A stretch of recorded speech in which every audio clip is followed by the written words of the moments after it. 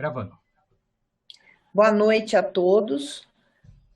Nós iniciamos mais uma reunião virtual das quintas-feiras do Grupo Espírita Caibá Schutel, sob o patrocínio da Fundação Maria Virgínia e Herculano Pires.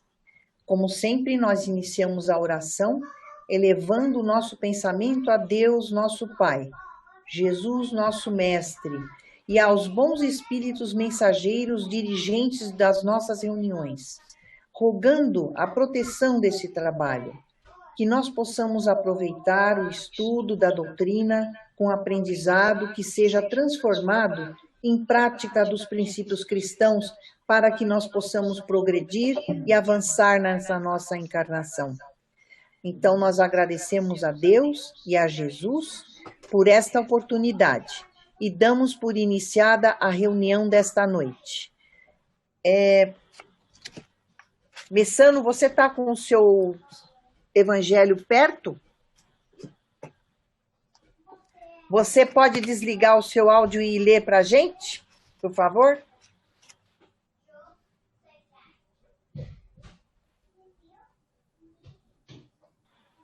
Nós vamos aguardar que o Messano vai ler o evangelho ao acaso.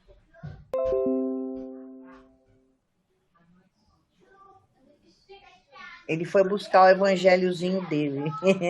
Deve estar lá pertinho.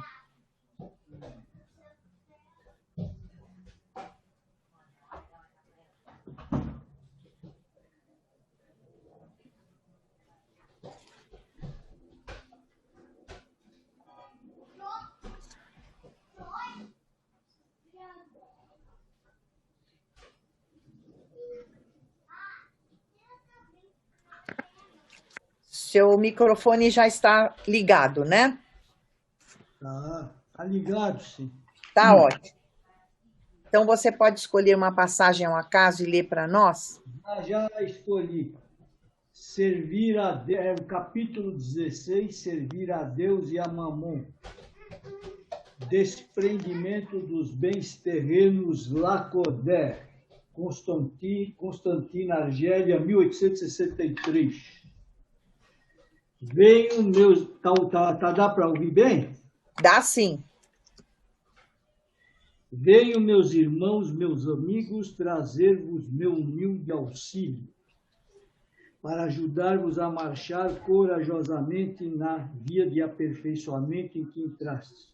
Somos devedores uns dos outros e somente por uma união sincera e fraternal entre os espíritos e os encarnados, a regeneração será possível. Vosso apego aos bens terrenos é um dos mais fortes entraves ao vosso adiantamento moral e espiritual. Em virtude desse desejo de aquisição, destruís as vossas faculdades afetivas, voltando-as inteiramente para as coisas materiais. Sede sinceros, a fortuna proporciona uma felicidade sem manchas? Quando os vossos cofres estão cheios, não há sempre um vazio em vossos corações? No fundo dessa cesta de flores, não há sempre um réptil oculto? Compreendo que um homem que conquistou a fortuna, por um trabalho constante e honrado, experimente por isso uma satisfação. Aliás, muito justa. Mas desta satisfação muito natural e que Deus aprova a um apego que absorve os demais sentimentos e paralisa os impulsos do coração, há uma distância igual a que vai da sorte e da avareza à prodigalidade exagerada. Dois vícios entre os quais Deus colocou a caridade, santa e salutar virtude, que ensina o rico a dar sem ostentação, para que o pobre receba sem humilhação. Que a fortuna provenha da vossa família, ou que a tenhais ganho pelo vosso trabalho, há uma coisa que jamais deveis esquecer. É que tudo vem de Deus e tudo a Deus retorna. Nada vos pertence na terra, nem sequer o vosso corpo. A morte vos despoja dele como de todos os bens materiais. Sois depositários e não proprietários. Não vos enganeis sobre isto. Deus vos emprestou e tereis que restituir mas ele vos empresta sob a condição de que, pelo menos o supérfluo, reverta para aqueles que não possuem o necessário. Um dos vossos amigos vos empresta uma soma. Por menos honesto que sejais, tereis o escrúpulo de pagá-la, e lhe ficareis agradecido. Pois bem, eis a posição de todo homem rico. Deus é o amigo celeste que lhe emprestou a riqueza, não lhe pedindo mais do que o amor e o reconhecimento, mas exigindo, por sua vez, que o rico dê aos pobres, que são também seus filhos, tanto quanto ele. O bem que Deus vos confiou excita em vossos corações uma ardente e desvairada cobiça. Já refletistes, quando vos apegais loucamente a uma fortuna perecível e tão passageira como vós mesmos, que um dia tereis de prestar contas ao Senhor daquilo que ele vos concedeu?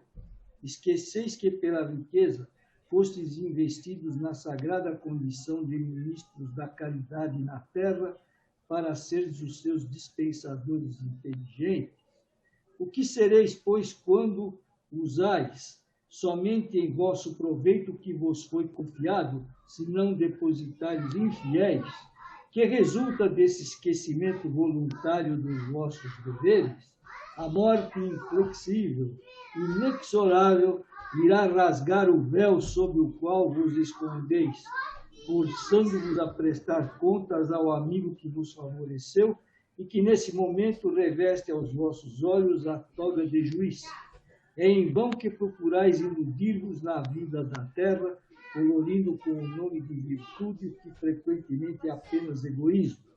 É em vão que chamais economia e previdência aquilo que é simples cupidez e avareza, ou generosidade o que não passa de prodigalidade a vosso proveito. Um pai de família, por exemplo, deixando de fazer a caridade, é bem cumprido este, né? E muito importante, por isso que caiu.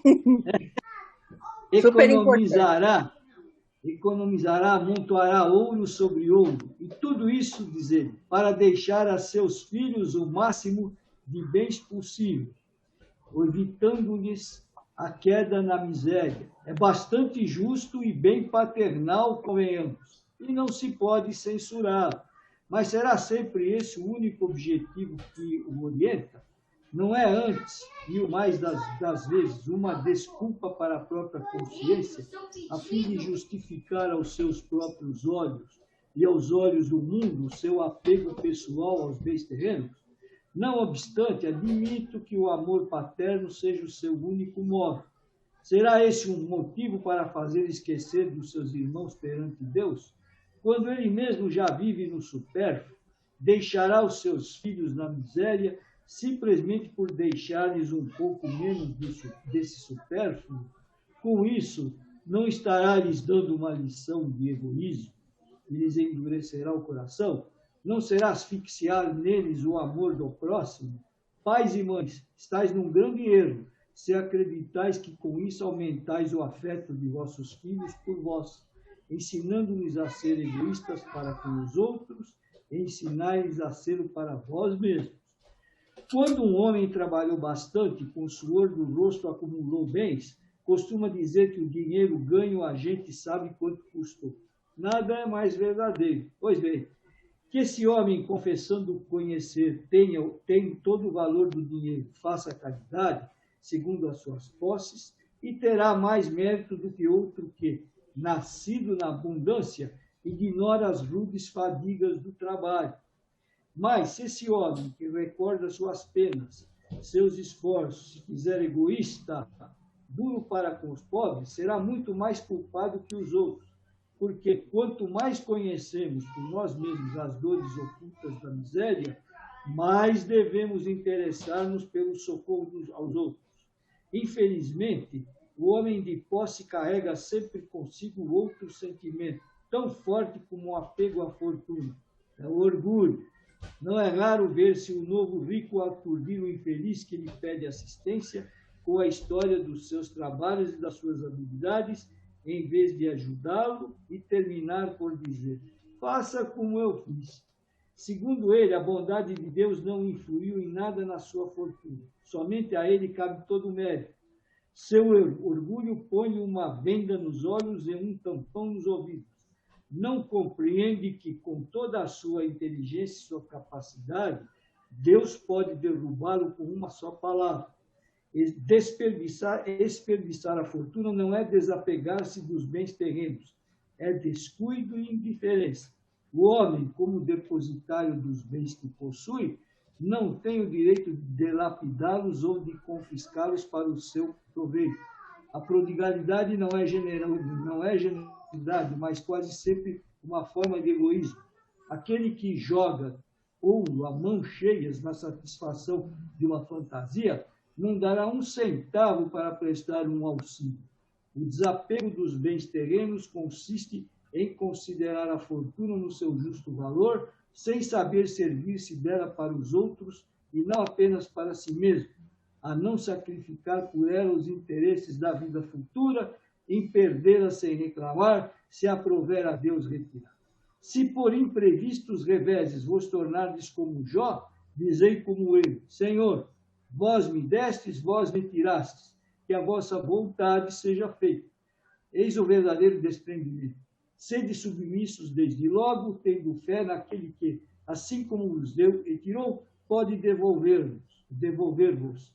Resisti corajosamente ao abatimento, ao desespero, que paralisaria as vossas forças. Nunca vos esqueçais, quando Deus vos desferir o golpe, que ao lado da maior prova ele coloca sempre uma consolação. Mas pensai, sobretudo, que há bens infinitamente mais preciosos que os da terra, e esse pensamento vos ajudará a desprender-vos deles. Quanto menos apreço damos a uma coisa, somos menos sensíveis à sua perda. O homem que se apega aos bens terrenos é como a criança, que só vê o momento presente. O que se desprende é como o adulto, que conhece coisas mais importantes, porque compreende estas palavras proféticas do Salvador: meu reino não é deste mundo. O Senhor não ordena que atiremos fora o que possuímos, para nos tornarmos mendigos voluntários, porque então nos transformaríamos numa carga para a sociedade.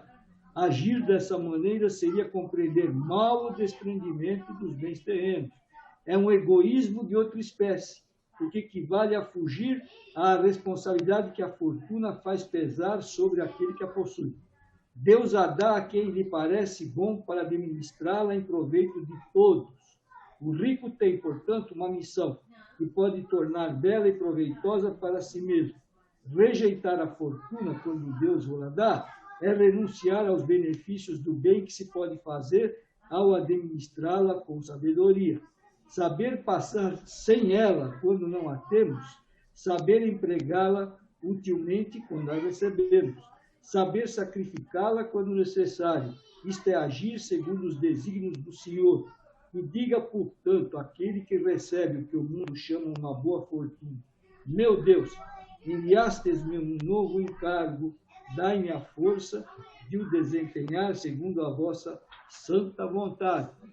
Eis, meus amigos, o que eu queria ensinar-vos a respeito do desprendimento dos bens terrenos. Resumirei dizendo: aprendei a contentar-vos com pouco. Se sois pobres, não invejeis os ricos, porque a fortuna não é necessária à felicidade. Se sois ricos, não esqueçais de que os vossos bens vos foram confiados e que deveis justificar o seu emprego como numa prestação de contas de tutela. Não sejais depositários infiéis, fazendo-os servir à satisfação do vosso orgulho e da vossa sensualidade. Não vos julgueis no direito de dispor deles unicamente para vós, pois não os recebestes como doação, mas como empréstimo. Se não sabeis pagar, não tendes o direito de pedir. E lembrai-vos de que dar aos pobres é saldar a dívida contraída para com Deus. Aqui tem só mais uma perguntinha, já é tão grande. Já que está cumprida a missão, não lê aí. Pode ler a pergunta. 18, 15. O Kardec perguntou para São Luís: o princípio segundo o qual o homem é apenas o depositário da fortuna, de que Deus lhe permite gozar durante a vida, tira-lhe o direito de transmitir aos descendentes? São Luís, resposta de São Luís, Paris, 1860. O homem pode perfeitamente transmitir ao morrer os bens de que gozou durante a vida, porque a execução desse direito está sempre subordinada à vontade de Deus, que pode, quando quiser, impedir que os descendentes venham a gozá-los. É por isso que vemos ruírem fortunas que pareciam solidamente estabelecidas. A vontade do homem de conservar a sua fortuna na linha de sua descendência é, portanto, impotente, mas isso não lhe tira o direito de transmitir o empréstimo recebido, desde que Deus o retirará quando julgar conveniente. Agora, um comentáriozinho que eu queria fazer aqui, esse ensino do Lacordaire aí, a maneira como ele se coloca, incisivo, forte, assim como se estivesse dando uns tapas nas pessoas, dá a impressão de muito grande, né? Não, quando a dona Lourdes doutrinava os espíritos. Ela falava muito dessas coisas. Parece a mesma coisa. Pronto. Parece. É isso então, né, Messano? Muito obrigada pela sua leitura. Essa passagem, ela é comprida, mas ela fala tudo, se a gente for perceber, ela fala tudo sobre o desprendimento dos bens terrenos. Fala daquele que tem muito, daquele que tem pouco. É muito interessante, é importantíssima para nós. Porque nesta vida, infelizmente, como nós estamos no segundo mundinho, um mundinho muito material, a gente vive pensando em coisas materiais. Prestem atenção, durante o dia, quantas vezes a gente pensa em coisas espirituais, no nosso espírito e no porquê nós estamos aqui? Poucas ou nenhuma num dia. E quantas vezes nós pensamos nas coisas materiais que nós temos, nas compras que temos que fazer, nas coisas bem materiais, o dia inteiro. Então, esse apego aos bens terrenos é uma coisa muito forte para todos nós. E essa questão da herança também nos preocupa. Quem é mãe, pai, se preocupa muito em passar os bens para os filhos. E nós aprendemos com os espíritos superiores que isso é possível e está certo. Só que, se aprover a Deus que os filhos não tenham essa herança, eles não vão ter. Eu conheço um amigo meu que ele deixou duas mansões para 2 filhos. Esses 2 filhos, eles não tinham emprego, estavam na pior. Eles não conseguiram, por muito tempo, pegar essas 2 mansões, vender e conseguir o dinheiro. Eles continuaram naquela situação perdulária, situação difícil, até achar uma pessoa que pudesse emprestar um dinheiro para poder pagar um advogado, que eles não tinham nem para isso. E eles, depois de uns 5 ou 6 anos, eu não lembro bem, é que eles conseguiram mexer naquela mansão, nas 2 mansões, para poder ter um dinheiro. Eles ficaram 5 anos naquela mesma situação difícil, sendo que o pai deles era rico e o pai não ajudava muito eles, porque o pai queria que eles crescessem. Eles falavam isso e achavam que o pai estava certo. E eles, só depois de 5 anos, conseguiram mexer nas coisas. Então, quando é para ter, os filhos terão. E se não é para ter, e tem aqueles filhos que não sabem manter o patrimônio como os pais. Em 1 ano, tudo aquilo que os pais trabalharam 20, 30, 40 anos, eles gastam tudo. Também tem os filhos que não aprenderam.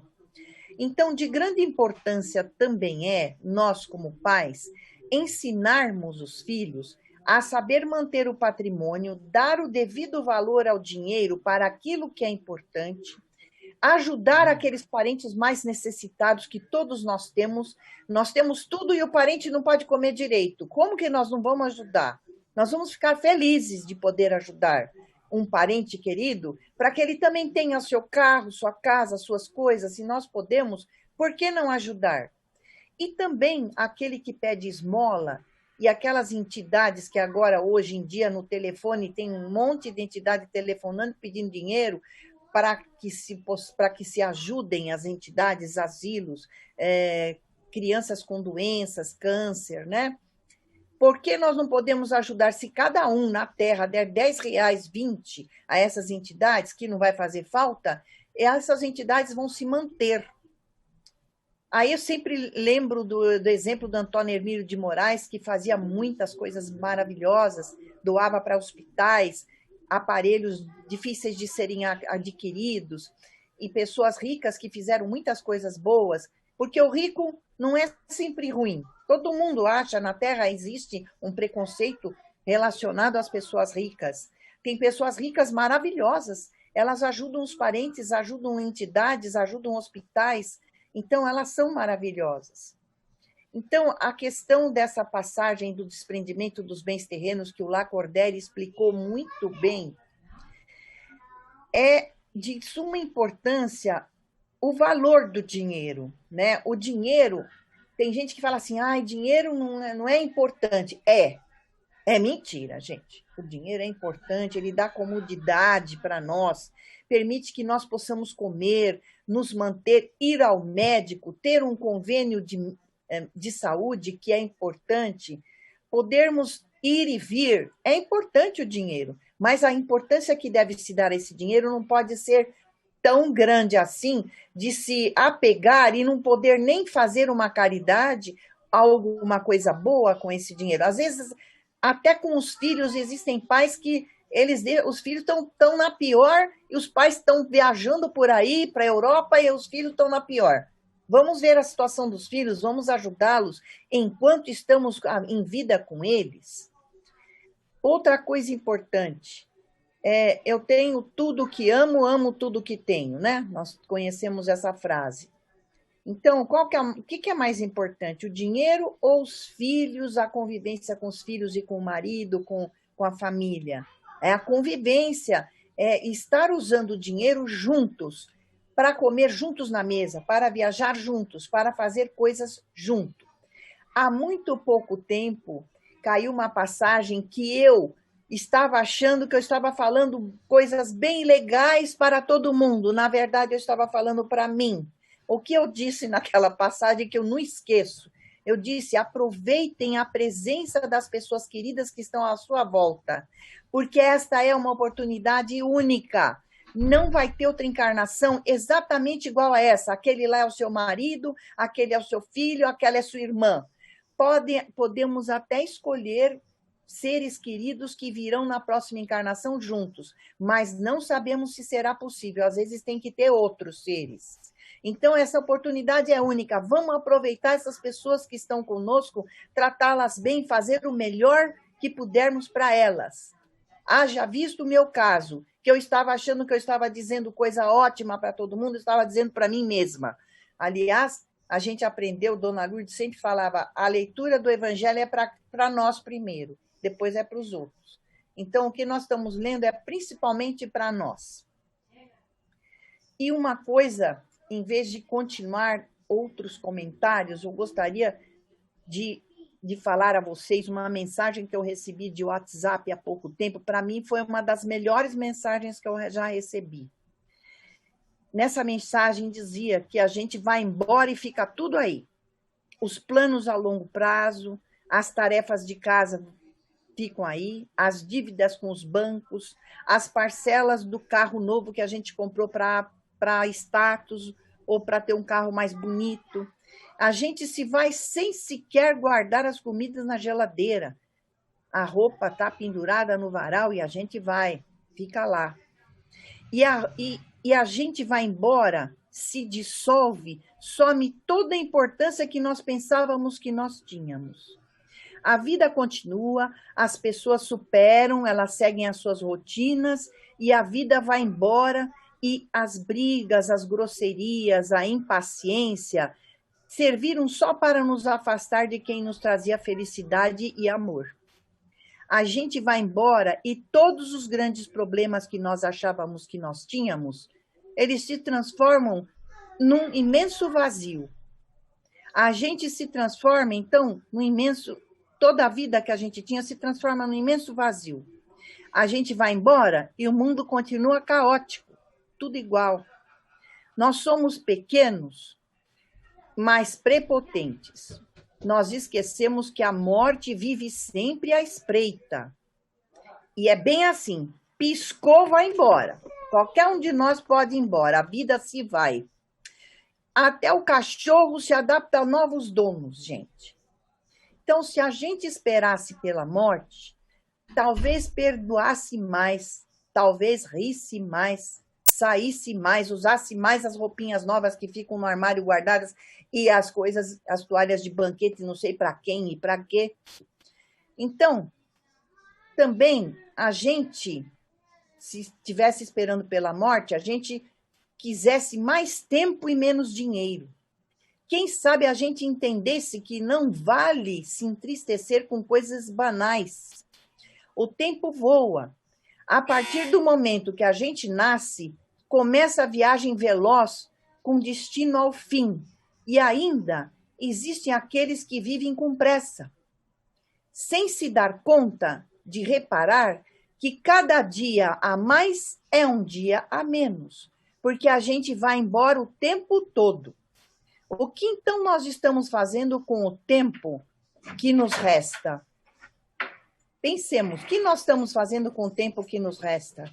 Que nós possamos ser cada dia então melhores e que saibamos reconhecer o que realmente importa nessa passagem de vida na Terra. Até porque a gente vai embora logo a qualquer momento. Eu achei maravilhosa essa passagem do WhatsApp, que a gente vai embora.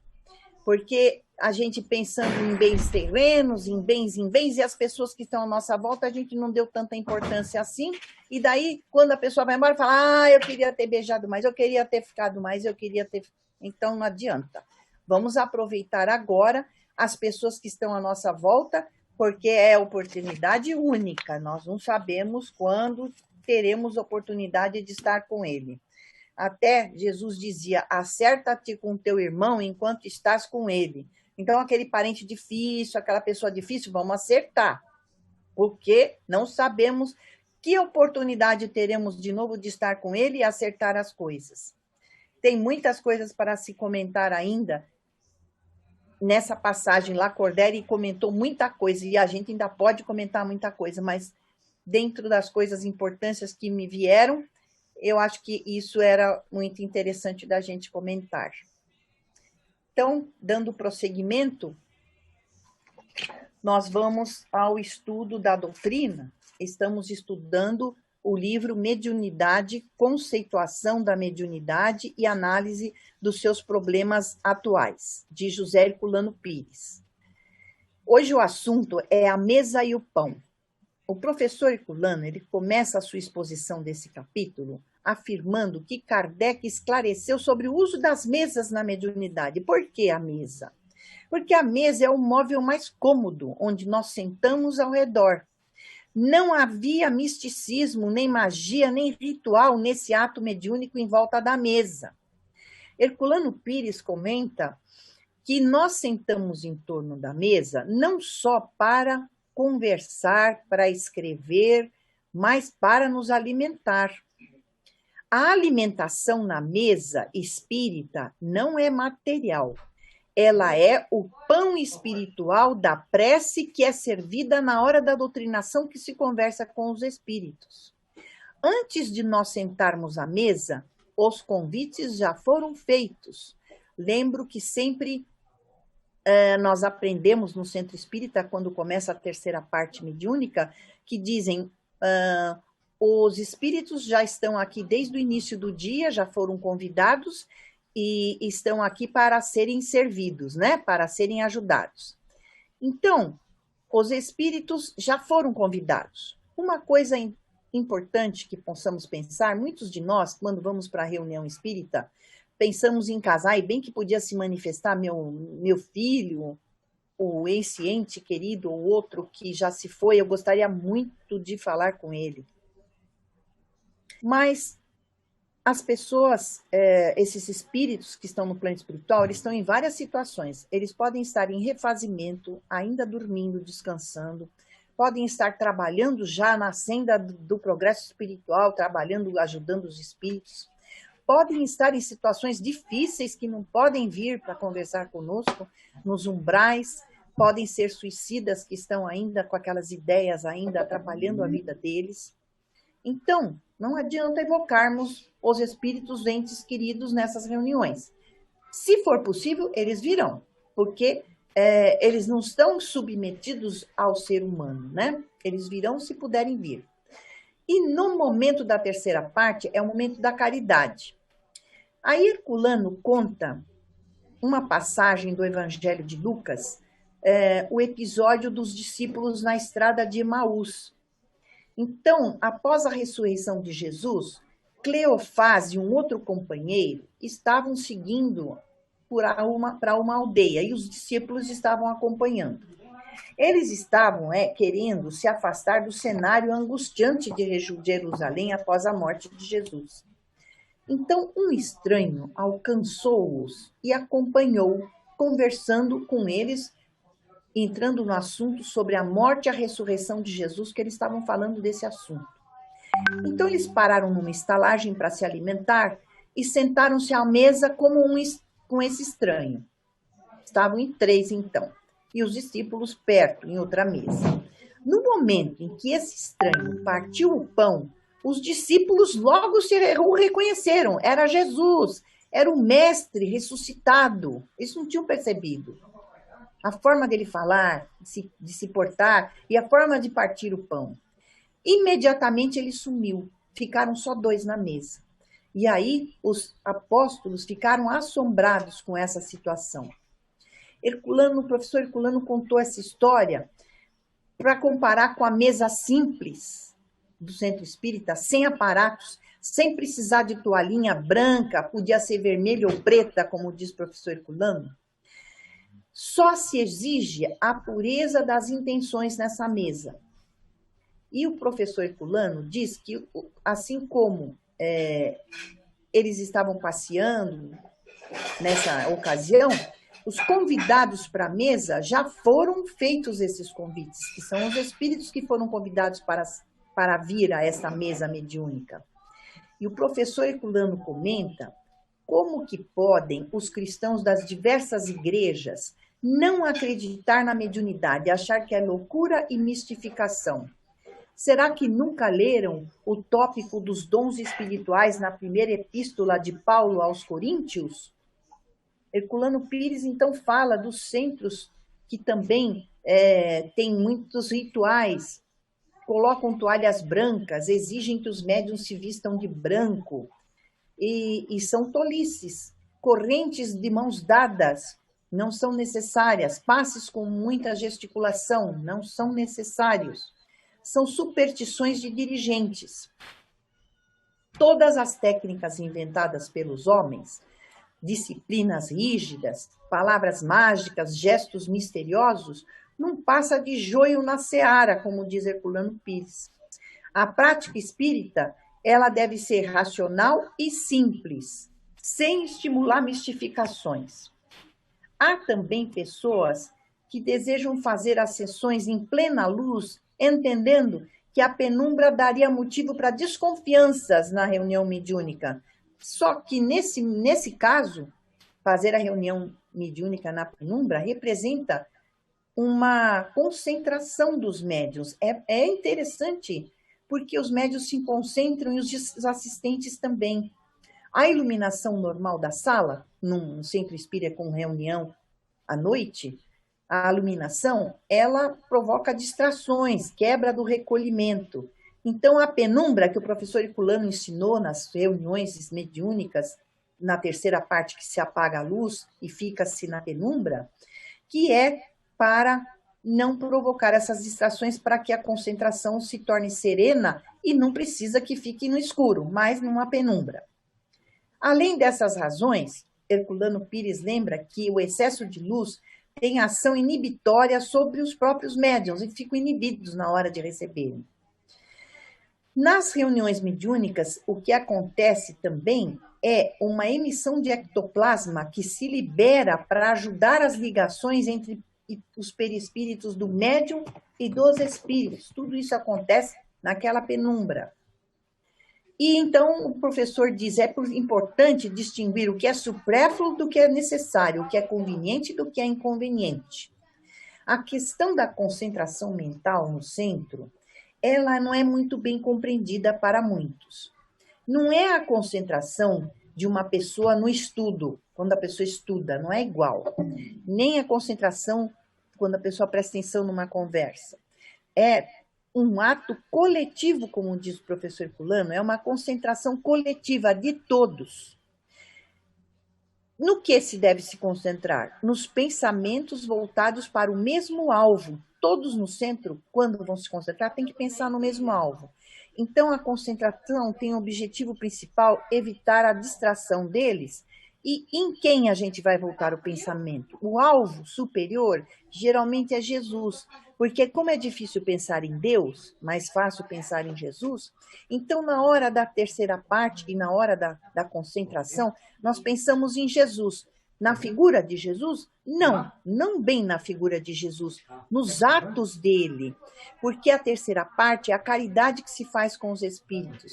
Então nós vamos perceber, vamos pensar nas atitudes que Jesus tinha, nas palavras como ele usava, na forma de Jesus ser. E assim, então, que nós vamos ter a concentração em cima das atitudes de Jesus. Esse estado mental da lembrança, então, não da imagem da figura de Jesus, mas nos ensinos dele, representa o que a gente deve fazer na sessão espírita. Quando o pensamento se desviar, que é comum, o professor Herculano cita que às vezes você está lá se concentrando e o seu pensamento voa. Pode acontecer, toma outros rumos, isso é natural. O que se faz? A gente retoma suavemente a ideia centralizadora que é do centro espírita e da reunião de ajudar os espíritos naquele momento. Quanto menos tensões e preocupações existirem na reunião, mais favorável é o ambiente para a sessão. E as evocações mentais de assistentes e médios? Porque às vezes tem assistente médium que fica lá querendo evocar um parente, alguém, aquilo tumultua o ambiente mental da sessão. Porque aquele momento é para ajudar os espíritos que estão na sua casa, que estão ao redor, estão com você, estão no centro que foram levados pelos espíritos bondosos, para serem ajudados.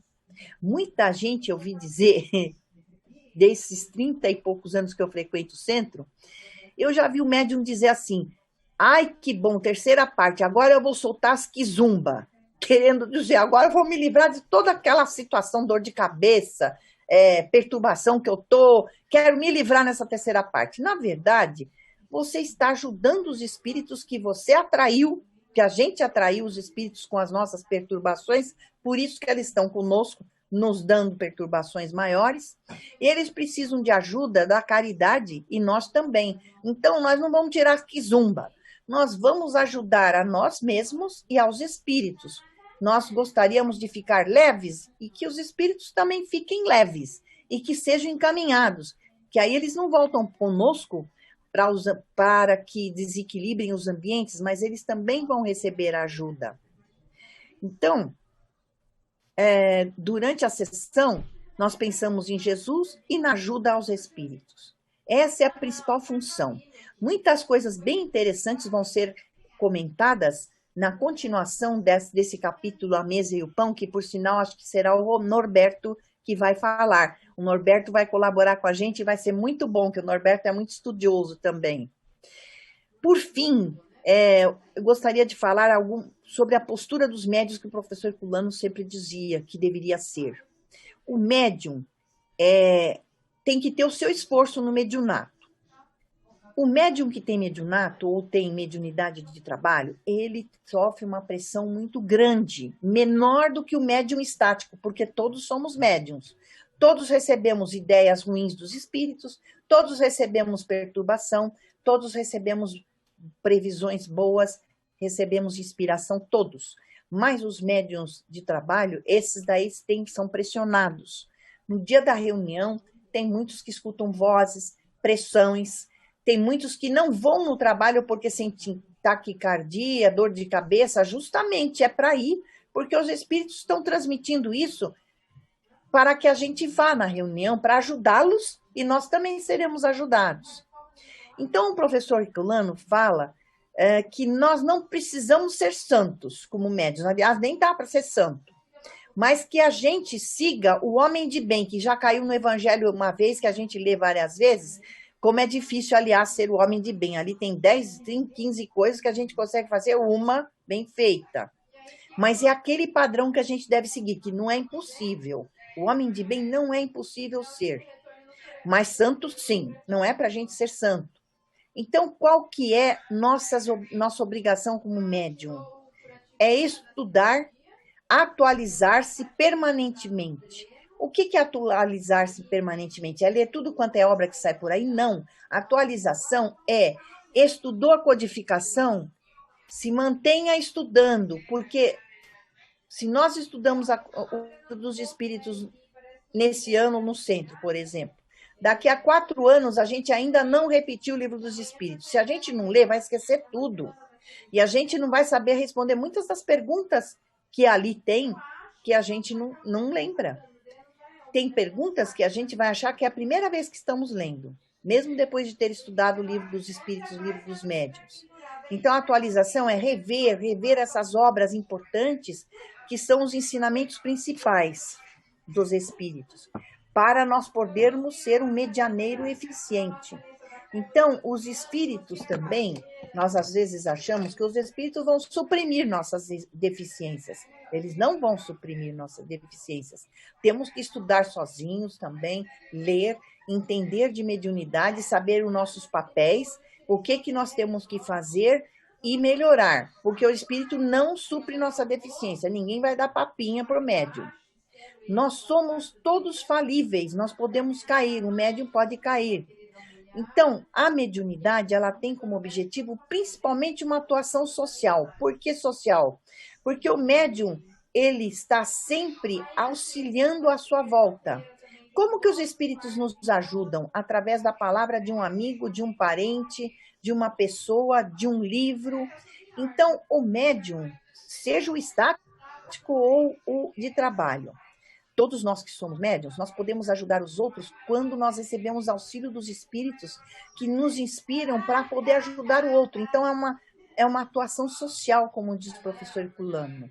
E também existem os efeitos que os médiuns de trabalho têm. Médiuns de efeitos físicos, psicofonia, vários tipos de mediunidade que servem para várias questões. Na época de Kardec, serviu muito para que se aprendesse a doutrina dos espíritos, para que se conhecesse o espiritismo. Foi de fundamental importância as danças das mesas e aquelas médiuns crianças que não sabiam sobre assuntos importantes e que falavam sobre todos os assuntos. As irmãs Fox, as irmãs Julie e a outra irmã, né, da família Baudin. E assim, então, é uma atuação e uma função principalmente social do médium. E não devemos esquecer, então, também, a distância é tênue entre o médium de trabalho e os outros que são médiums estáticos. É muito pequena a distância. Os outros têm as mesmas más ideias dos espíritos, inspiração boa dos espíritos, todos têm. Só que no médium de trabalho é forte, a pressão é forte. É bastante mais forte ainda. Então, nossa função como médiuns é servir à humanidade e aos desencarnados, principalmente. Então, o que nós tínhamos que dizer hoje era isso, e o Norberto vai continuar na próxima semana, né, com um assunto que vai ter muitas coisas interessantes que o professor vai dizer. Eu queria saber se o Norberto está por perto para ver se tem perguntas.